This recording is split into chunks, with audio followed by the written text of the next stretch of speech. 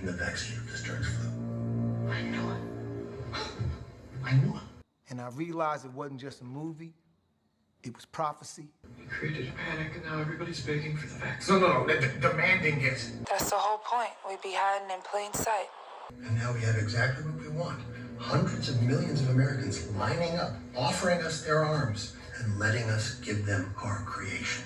And I realized it wasn't just a movie, it was prophecy. Medical Apartheid, the dark history of medical experimentation on Black Americans from colonial times to the present. 1955, young white men came to our house and talked with me and my husband.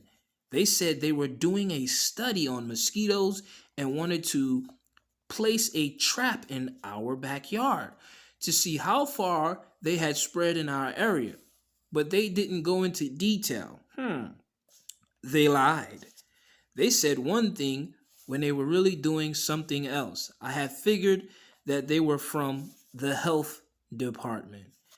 Interesting. Never trust thine enemy.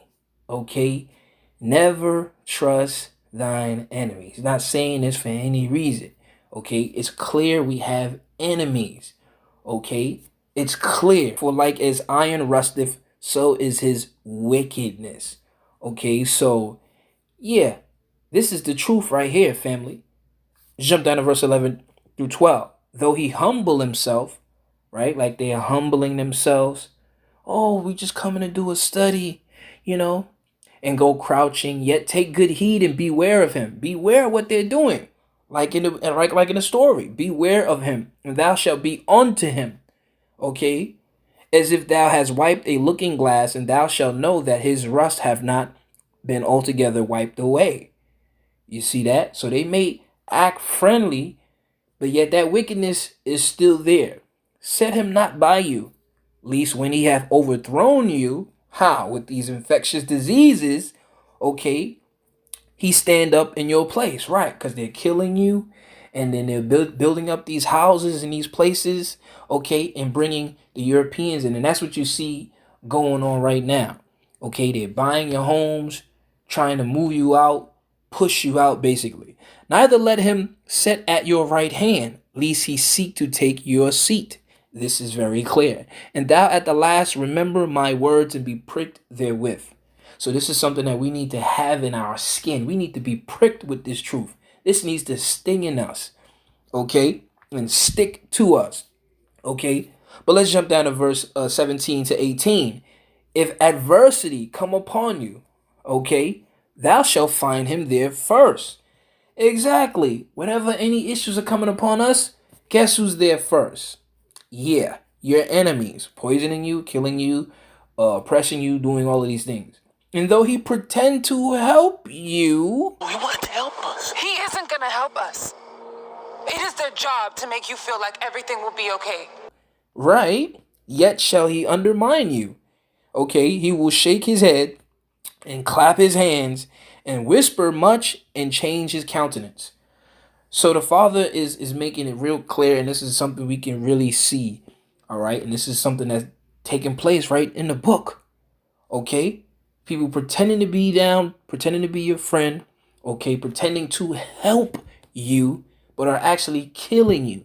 Pretending to give you medicines and all these things, but these things are never really curing you. Later, when people started getting sick and dying, I spoke with several people who recalled those boxes being placed in their backyards.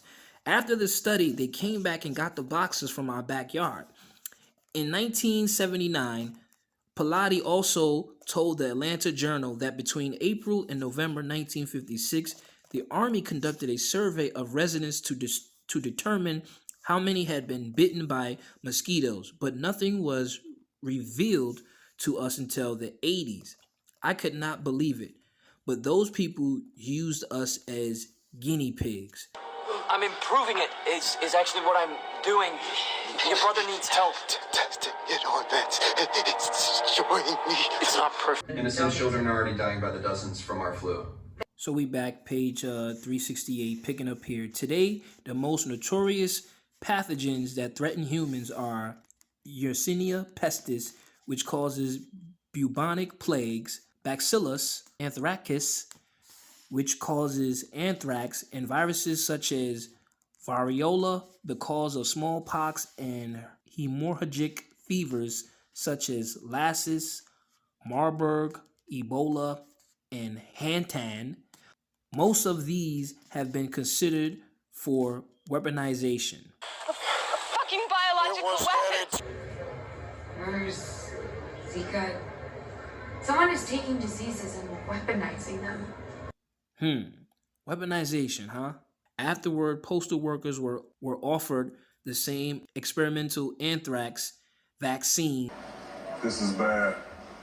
Yeah, it is. That was being tested on U.S. soldiers, without their consent. Whoa. What does it say? According to this, a soldier named Fleming sued the army for using a vaccine on him. Experimental vaccine, CRC-13. Wow, how interesting is that? I'm injecting your virus into the veins of every human on it. Suspicion reigned among the black staffers that experimentation, not treatment, was the real goal of vaccine administration. You see that? After 9/11, the U.S. government recruited a group of scientists to help beat the rest of the world in biological warfare. By creating diseases that kill us. And at that moment, I realized, wait a minute. Not only is my medical talk show being produced by the pharmaceutical industry, all of television is. We were never going to get this story. Then a virus takes down the grid before anyone can figure out what happened. It made me question whether or not this organization that's been mandating how I practice medicine for the past 10 years, if they're lying about this. I'm the only one who's trying to do something. I'm the only one who's trying to help. What else am I being lied to about? I'm the one who's trying to find a cure. By turning our fucking vets into lab rats? No, Everything I've been telling my patients for the last 10 years has been based on a lie and a cover-up.